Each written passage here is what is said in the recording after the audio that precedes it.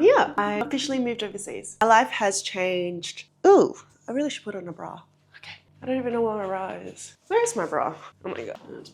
Okay, I put on my bra. Okay, my life has completely changed. I packed up all my things into one suitcase, one bag. I let go of my apartment, said goodbye to all my closest friends and family, and I've moved overseas. It is kind of crazy. It's kind of crazy. I mean, where do I even start? Moving was a suckfest. Oh my god. Moving was really, really hard. Not just the emotional side of it, but the mental and physical side of it. I'd been living in my previous apartment for just a year. I flew out on my 1-year anniversary at that apartment. I don't know, I thought it was like symbolic a little bit. Turns out it was actually a very insane idea because it meant I was literally going to be houseless if I didn't leave. Moving was absolute insanity. I felt like I was very well prepared. I feel like I'm a very organized person, but nothing could have prepared me for just how hard it was, how much work was required. And even the 48 hours before the actual move, it was absolute chaos. 48 hours before I had to hand back in my keys, I was awake at 10 a.m. and I did not stop until maybe midnight. Mind you, it's not like I only started moving close to the date. I was selling my things, I was donating things, I was packing things up 2 months before my move. Every day I was doing something. And mind you, on top of this,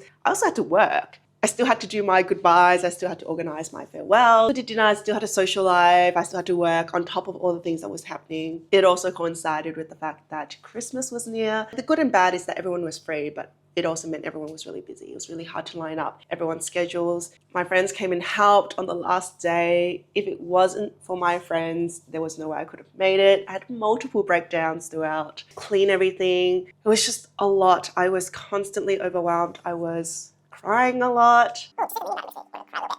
It was just a lot. It was so much. And at the same time, I had to keep reminding myself to also stay present in the moment. It was the last time I was going to be in Melbourne for God knows how long. It was the last time I was going to be in that apartment where so many things had happened for me, to me. I went through a very incredibly life-changing breakup there. I thought it was the worst thing to happen to me. It turns out to be the biggest blessing. There was one thing that consistently helped me. It was this quote that I latched on with bloody fingerprints. And that was that my new life was going to cost me my old life. And I wholeheartedly believed that. I wholeheartedly knew that the price that I was going to have to pay to get to this, literally this very moment, is that I would have to give up everything of my old life, my old self. I knew I was not going to get to where I want to be if I kept holding on to the things that I could not take with me into this next chapter in my life. And that was very surreal. That was very bittersweet. Fortunately, unfortunately, a very nostalgic, sentimental person. So it was hard. Like, don't ask me how I did it. I did it. It was hard. It was so hard. The entire month of December has felt like a fever dream. Everything was moving so fast, and yet at the same time, it was moving very slow. Every day I was counting down to the day I was going to be flying out. And it was being in a very difficult liminal space. It was such a gray area. The entire month felt like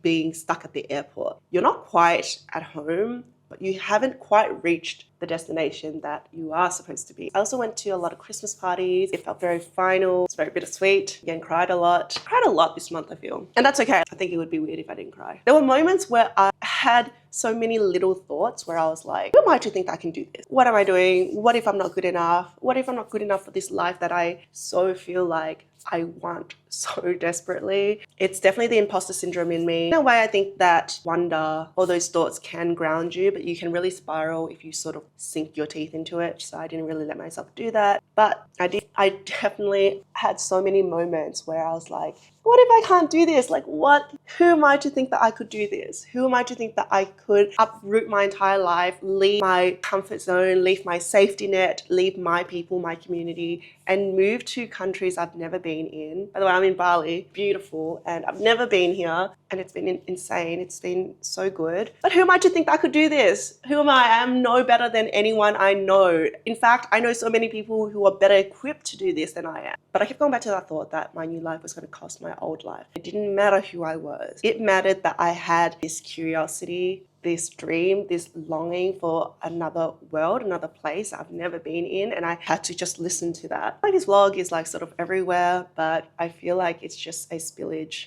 of all my thoughts combined. Nothing terribly makes sense. I wonder if it's because I did not think I deserved this, truly because I think there are other people more deserving or because I don't think that I'm deserving. And then at the same time, I think to myself, if I have a thought, a curiosity, a want, it's not by coincidence. It's not by coincidence that I could have that desire, because I truly believe that if I have that desire in another timeline, in another world, a different version of me has achieved this. In that timeline, in that future version of me, she's already achieved it. And that's the only reason I could possibly have this desire.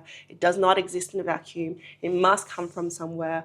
And it would be such a huge disservice to let the fear of doing something bound me from not being able to do it. So if you ever have a thought of wanting to do something like this, I hope you will do it scared, do it worried, do it anxious, do it helplessly unsure of the next step, but do it anyway, because look at this place. Look at this insane villa that I got for myself, that I planned for myself. How can I not think that I love myself and I did this all for me? I don't even know what tomorrow is going to look like. I have no plans. All I know is that I have to lock in, enjoy the presence of the present, enjoy the now, be where my feet are, and also not to be distracted. So many things that I have to achieve, I have to lock in. Like, I have stuff I have to do. I've got to inch by inch work towards that. So even though I don't know how, I just know what my end goal is, and sometimes you're going to have to work backwards from it. I cannot stress to you that, oh my God, I'm actually living my dream. I have to remind myself that I am deserving of this simply because my hair's a little bit crazy. I'm deserving of this simply because I didn't just get lucky. Even though I know a lot of people, or people who don't know me, think that I just got lucky. I didn't just get lucky. I worked so hard for this. I went through so much. I put a pause on so many other parts of myself, of my life, so that I can be here. So I am not lucky, and I am deserving of it. I also need to learn a little bit of Indo. I don't know what this grab message means. I don't know what it means. Oh my God, I don't know what it means. Okay. Let's see. Oh my God, I cannot believe it. I cannot believe it. I'm living my dream right now. I'm living my dream. You can't really see it, but I have a setup over there, and that's how I'm going to be making money to sustain this.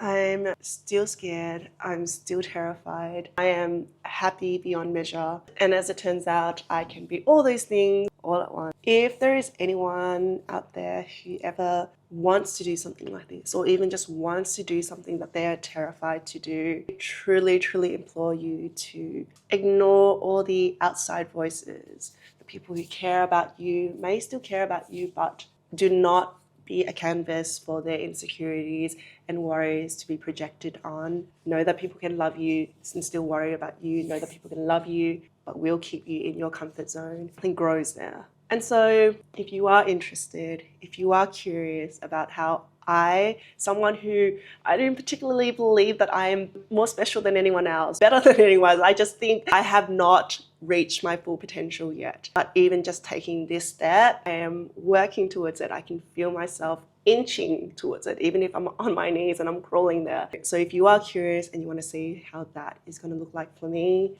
please follow along on my journey. I have so many other things I have planned to do. I can't wait to explore this country. It feels less like I'm a tourist, feels like more like I am a traveler passing through, which may be a tourist, but I don't know. I feel like being in a new country makes me so appreciative of the fact that there are whole worlds I haven't explored, whole places I don't know about, people I've never met, rooms I've not been in, and I'm giving myself that opportunity. I'm giving myself that shot. I'm not a betting person, but I would bet on myself. And how can I tell myself that's not such a huge act of self-love, you know? Anyway, I feel like I'm rambling a lot just because there's so much happening. It is now 2:15. I already did a little bit of work. I'm going to follow up on a couple of emails, and then I actually plan to just get a nice massage. I also need to get some money exchange. I came into Bali, I'm not being reckless, but I did not exchange any money. Everything has been done through my travel cards. I do actually have to go to the bank and get some cash. I also need to learn how to tip. Like, I've been tipping everyone on my app. Anyway, this is where I'm staying at the moment. It's called the Saran Villa. It is beautiful. It's just a little bit out of Canggu, but beautiful. The people are amazing. Hospitality in Bali cannot be overstated. Everyone's been so lovely to me. This is my driver. He was so nice to me. The entire trip from the airport to this villa took nearly 3 hours. I am not kidding. I was sitting in traffic for such a long time, but he was so lovely. He left me alone because I was not in a talking mood. I'd been flying for like nearly 9-10 hours, but he made sure I was okay, made sure I was very comfortable. I felt very, very safe. Insofar, and it's only been a day and a half, Bali has been very safe. I've felt very, very looked after. Everyone's been really nice. I mean, everyone's been particularly nice at this villa because I got lost a few times coming back to my own villa. I say a few times, but I got lost every single time. It's such a big place. Everything sort of looks the same. I get a little bit, I don't know where I am. It's situated in like nearby a lot of rice fields, which kind of reminds me of what people would say that Ubud would look like. But Canggu's been really nice. I think in the heart of Canggu, I'm maybe like 15 minutes away, maybe 20, 25 minutes just with traffic. Anyway, like I said, I'm gonna do some emails, get a massage, get lunch. I haven't fully even decided what I want to do for New Year's Eve.